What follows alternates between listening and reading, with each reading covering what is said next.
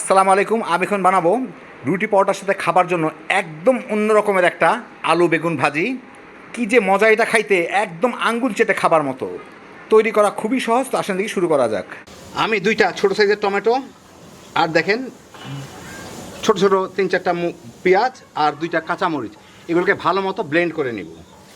আমি চুলায় 1/3 কাপ, 1 কাপের 3 ভাগের 1 ভাগ তেল একটা কড়াইতে গরম করে এর মধ্যে 3টা আলু এইভাবে কেটে রাখছি, এইগুলাকে আমি একটু ভেজে নিব।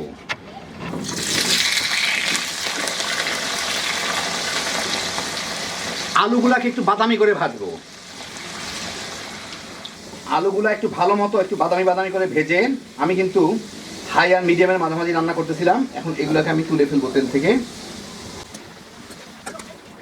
এখন আমি এখানে 750 গ্রাম বেগুন আছে, বেগুনগুলা এইরকম করে কেটে নিছি, গোল বেগুন। ওই বেগুনগুলাকে আমি ধুয়ে নিছি, এগুলাকে আমি এর সাথে ভেজে নেব একটু। খুব বেশি ভাজা দরকার নাই, বেগুনটা একটু হালকা নরম হলেই হয়ে যাবে। মিনিট 3-এর মতো ভাজলাম, বেগুনটা নরম হয়ে গেছে আর পানিও ছাড়ছে। এখন আমি বেগুনটাকে থেকে উঠাই নেই, তেলের মধ্যে অনেক পানি রয়ে গেছে বেগুনের, অসুবিধা নাই। আমি চুলার জালটা এখন লোয়ার মিডিয়ামের মাঝামাঝি নিয়ে আসছি। এর মধ্যে আমি 1.5 টেবিল চামচের মতো আদা রসুন বাটা দিলাম, দিয়ে এইটাকে একটু ভেজে নিই। এই মিনিট খানেক আদা রসুন বাটাটা ভেজেই এর মধ্যে আমি দিয়ে দিচ্ছি টমেটো, কাঁচামরিচ আর পেঁয়াজ যে আমি ব্লেন্ড করে রাখলাম ওইটা দিয়ে এর সাথে আমি একটু ভুনে নিব এইটাকে। এই মিনিট খানেক, মিনিট 1.5,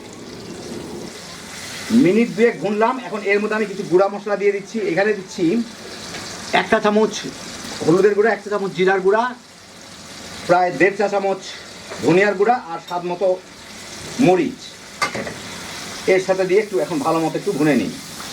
লোয়ার মিডিয়াম আছে আমি রান্না করতে, মানে লোয়ার মিডিয়ামের মাঝামাঝি আছেই আমি রান্না করতেছি এটাকে। 3-4 মিনিট ভালো মতো ভুনে তেল ছেড়ে দিলে এর মধ্যে আমি এখন এই বেগুনগুলো দিয়ে দিব। বেগুনের সাথে কিন্তু অনেক পানিও আছে, আর এর সাথে চেঁচে পুচে দিয়ে দিই, যার তেল ঝোল আছে। যদিও বেগুন খুব একটা তেল চুষতে পারে নাই, কারণ ভাজা ভাজা হয় নাই, অসুবিধা নাই। এর সাথে ভালো মতো মিশায় একটু ভুনে নিব, সাথে স্বাদ মতো একটু লবণ দিয়ে দিই। বেগুন দেখেন রাখার ফলে কিন্তু বেগুন যেটুকু সিদ্ধ ছিল না সেটুকু সিদ্ধ হয়ে যায়, এটা নিজে নিজেই সিদ্ধ হয়ে যায়।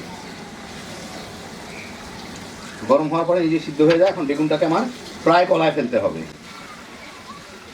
এর সাথে ঢেকে ঢেকে জাল দিব, একটু রাফভাবে নেড়ে দিব যাতে বেগুনগুলো মোটামুটিভাবে, মানে এইভাবে চেপে চেপে দিলে যেরকম হয় কিছুটা যাতে ভর্তা হয়ে যায় আর কি। এর সাথে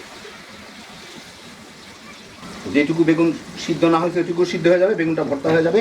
4-5 মিনিট আমি এটাকে ঢেকে ঢেকে নেড়ে নেড়ে ভুনে নিব। 4-5 মিনিট জাল দিলাম, দেখেন নাড়ার ঠেলায় বেগুনগুলো প্রায় গলে গলে গেছে।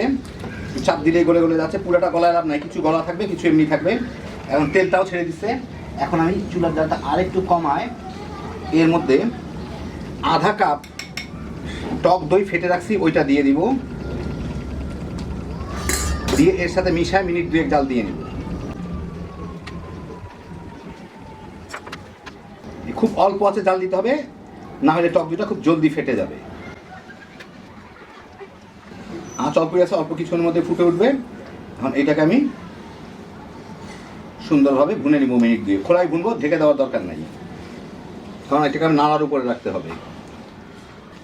খুব অল্প আছে, মিনিট 3 ভুনলাম। এখন এর মধ্যে আমি এই আলুগুলা দিয়ে দিব। আলুগুলা কিন্তু 90% সিদ্ধ হয়ে গেছে, যেমন ভাজা তেমন ভাজার পরে এতক্ষণ রাখলে আরামে ওই গরমেই সিদ্ধ হয়ে যায়। এর সাথে একটু মিশিয়ে দেই, সাথে আরেকটা জিনিস দিয়ে দেই, কারণ আলু যতক্ষণ হইতে থাকবে খুব বেশি সময় লাগবে না, আলু 2-3 মিনিট ভাজলেই হয়ে যাবে, আলু মানে জাল দিলেই হয়ে যাবে। 1 চা চামচ গরম মশলার গুঁড়া, ছোট চামচ দেখে 2 বারে দিলাম। এটার সাথে মিশায় 3-4 মিনিট রান্না করব।